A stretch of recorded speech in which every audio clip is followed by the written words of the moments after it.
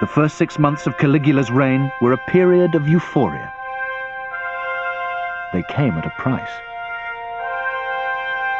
In just 12 months, Caligula ran through 2.7 billion sesterces, enough to pay the army for 8 years. But the golden days of fun had taken a greater toll on his health. Before the summer was over, he suffered a physical and mental breakdown. Caligula's condition sent shockwaves through Rome. Desperate for his recovery, one high-ranking Roman offered to fight gladiators if the emperor survived. Caligula did, but he was a changed man. For the rest of his life, Caligula suffered headaches and sleepless nights, pacing his palace till daylight. But it was Rome that suffered most. Caligula demanded a terrifying show of loyalty. The man who had promised he would fight as a gladiator, he obliged to fulfill his vow, looking on as he struggled in combat and not letting him off until he had won his fight and pleaded repeatedly for delivery.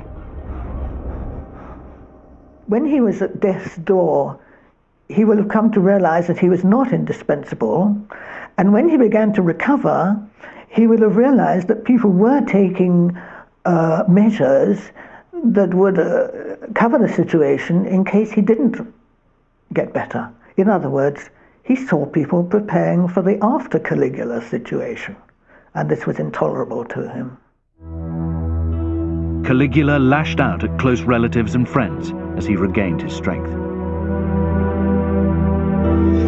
Gemellus, Tiberius' grandson, was accused of hoping for the emperor's death. The 18-year-old was shown how to kill himself. Caligula turned on his father-in-law, Silanus. The old man was accused of treason.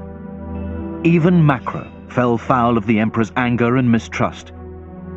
Caligula had grown resentful of his mentor's advice. He charged Macro with prostituting his wife. Both committed suicide.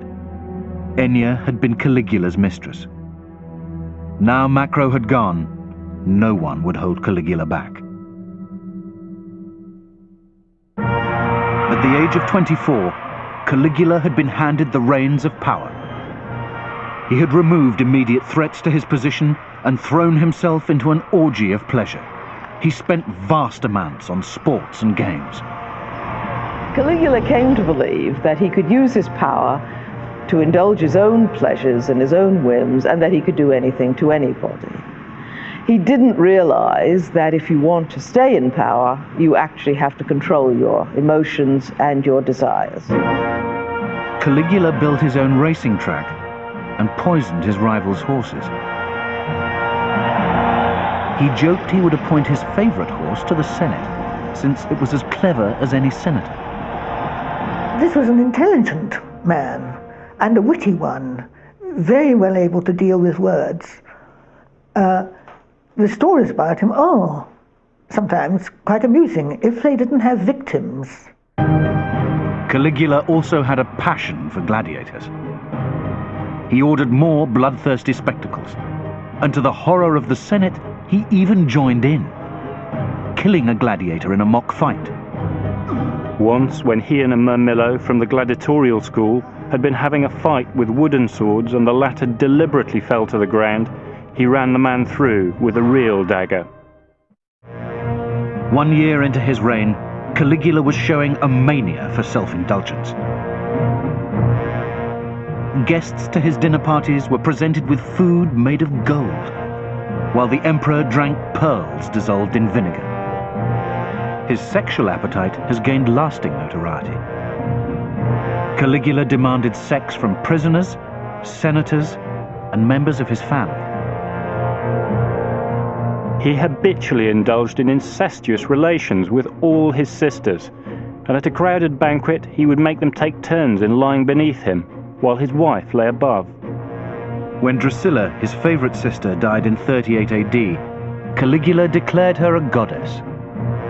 He placed her statue in the Temple of Venus, goddess of love. Caligula was obsessed by women he could not have. We don't know whether he was really particularly highly sexed, but what we do know is that he liked summoning women away from their husbands, debauching them, and then returning them.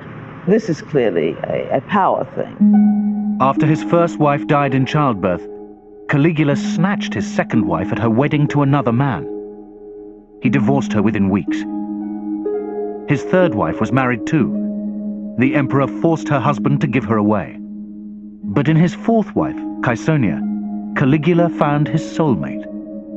She was promiscuous and extravagant.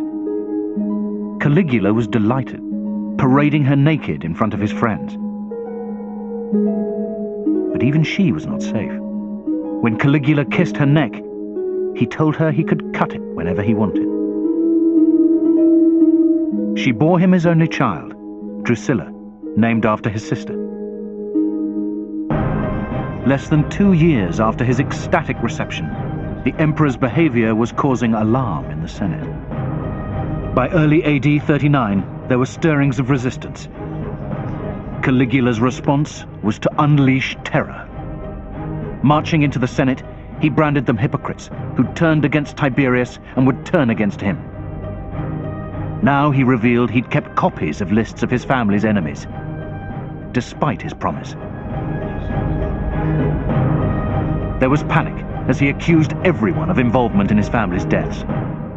Caligula's attitude towards the Senate was one of complete contempt. Now the gloves are completely off.